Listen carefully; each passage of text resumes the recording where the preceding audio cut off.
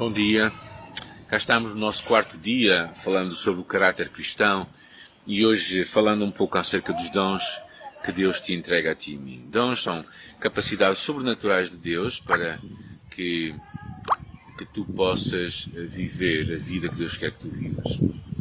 Por isso eu te quero encorajar a não desistires do que Deus tem para ti, eu quero te encorajar a abraçares tudo o que Deus tem para ti. O texto base que nós vamos hoje pegar encontra-se na primeira carta de Coríntios, capítulo 12, que é um dos textos bases da questão dos dons espirituais, e também o livro de Efésios, capítulo 4, e Romanos, capítulo 12.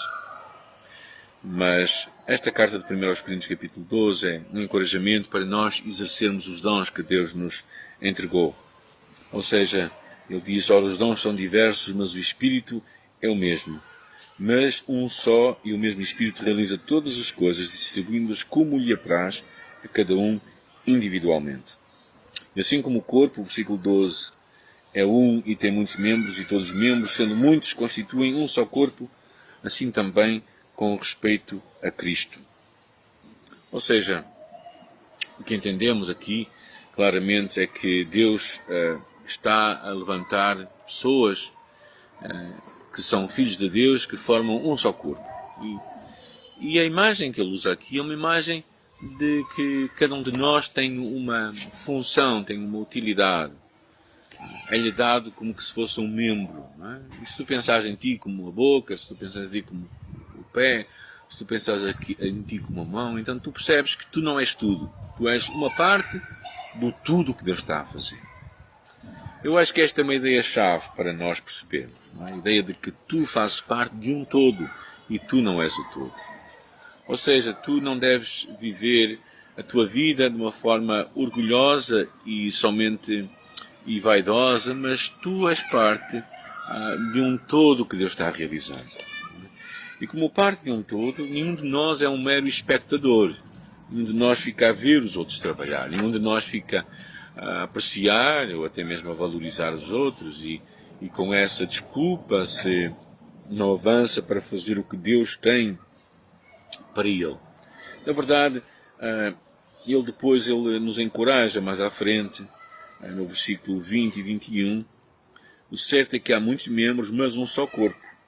E não podem dizer os olhos à mão: não precisamos de ti, a cabeça aos pés: não preciso de vós. Esta ideia de que nós precisamos uns dos outros, não é?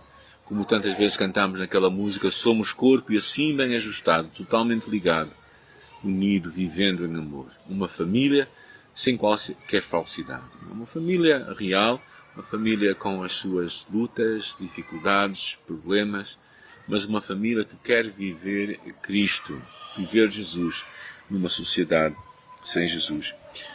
Um dos princípios que há, além daquele de nós, por isso, valorizarmos de nós reconhecermos que somos parte do todo, é a outra ideia de nós valorizarmos aqueles que são menos vistos. É uma ideia de que nós cuidarmos dos mais fracos. Quando diz o versículo 22, os membros do corpo que parecem ser os mais fracos são necessários, e aqueles que nos parecem menos dignos, a esse damos muita mais honra. Uma ideia tão interessante de que nós honremos aqueles que aparentemente são menos apreciados pelos outros.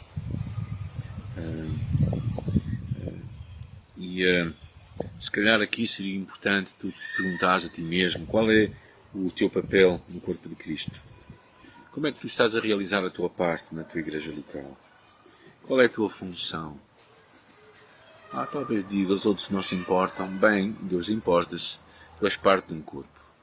E se tu não funcionas, se tu não estás a exercer os teus dons espirituais, se tu não estás a viver a tua vida, se estás a privar todos os outros do exercício da tua capacidade, do exercício do teu dom. É interessante, diz, de maneira que se um membro sofre, versículo 26, todos sofrem com ele. Se um é honrado, todos se alegram. E depois diz, ora vós sois corpo de Cristo e individualmente parte desse corpo. Por isso, assuma o teu papel no corpo de Cristo, assuma o teu papel na tua igreja, viva os teus dons, exerce o teu ministério Logo no princípio ele fala assim: a manifestação do Espírito é concedida a cada um visando um fim proveitoso. Deus quer que tu uses a tua vida, as tuas capacidades, os teus dons que Ele te confiou para que tu abençoes os outros. E tu precisas de realizá-lo. Ora a Deus para que tu exerças os teus dons espirituais. Isto é um tempo de oração agora. Senhor, eu quero orar por estas pessoas que estão a acompanhar-me nesta meditação. Eu quero orar por elas, quero orar que tu toques nas suas vidas, que elas abracem o teu projeto para a sua vida, que elas decidam viver a sua chamada, Senhor Jesus, e serem o que tu queres que eles sejam para a tua glória, porque o corpo precisa delas, Senhor. Eu oro que tragas um profundo pesar e arrependimento, se por alguma razão nós nos temos fechado ou impedido de viver o que tu tens para nós.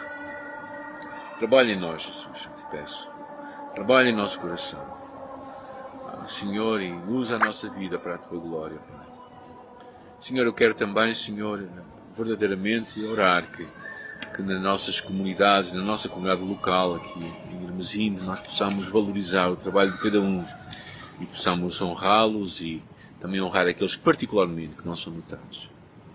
Quero terminar com uma história de um homem que estava num campo de leprosos e observar o que estava a acontecer. Naquele campo de leprosos havia um certo homem que, devido à lepra, ele ficou sem os seus membros inferiores e por isso não podia andar.